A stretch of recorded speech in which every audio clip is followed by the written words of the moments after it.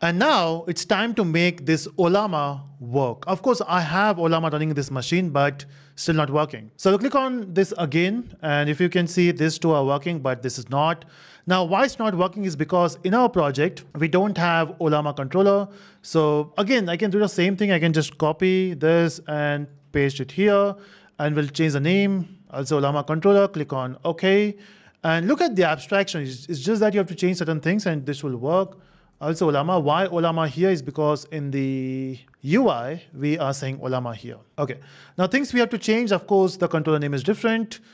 Instead of using Anthropic chat model, I have to use Ollama chat model, import the package, and things to change, nothing, that's it. This should work now.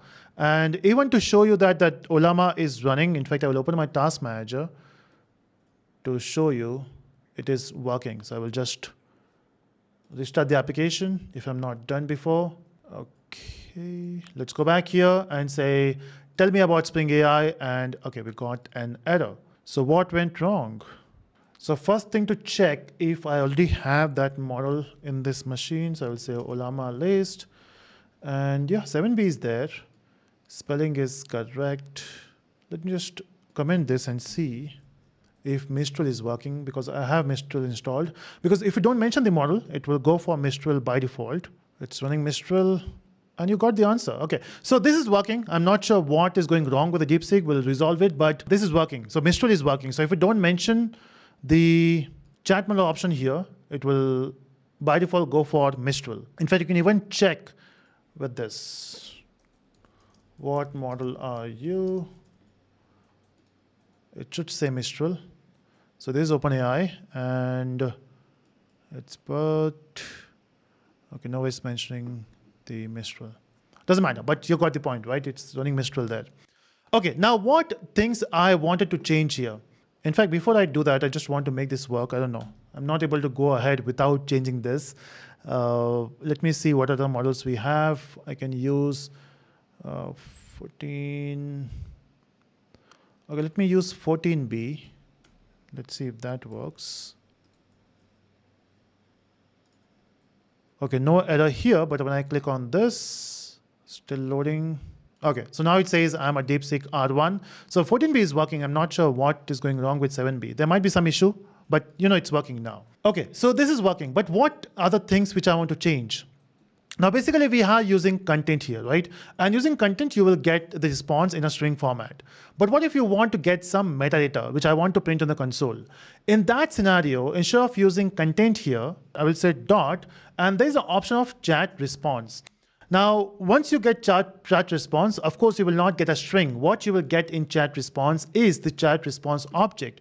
So here, instead of using string, I will say chat response object. And here also, I will change it to chat response. Okay, so here we got chat response, not in string format.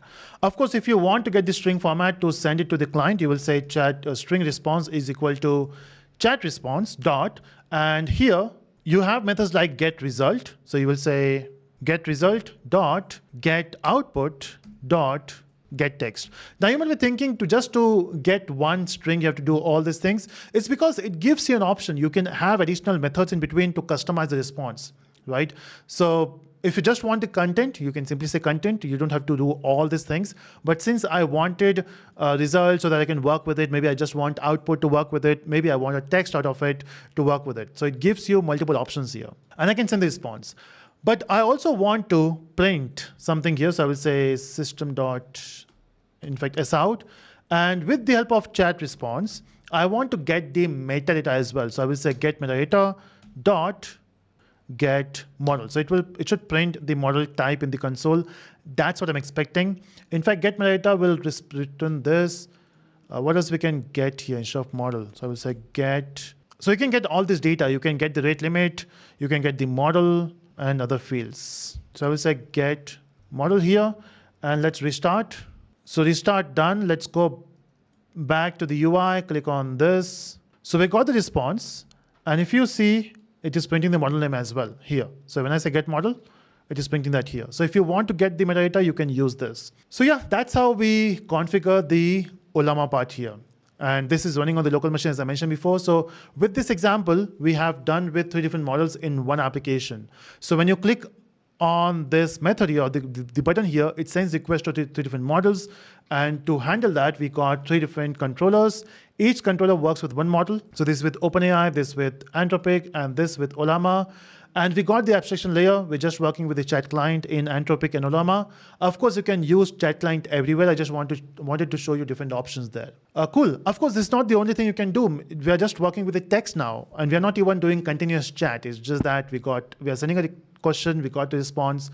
But what if you want to go with continuous chat? You can do that. You can work with the multimodal models, and you can work with the text, images, audio, and it provides all those options.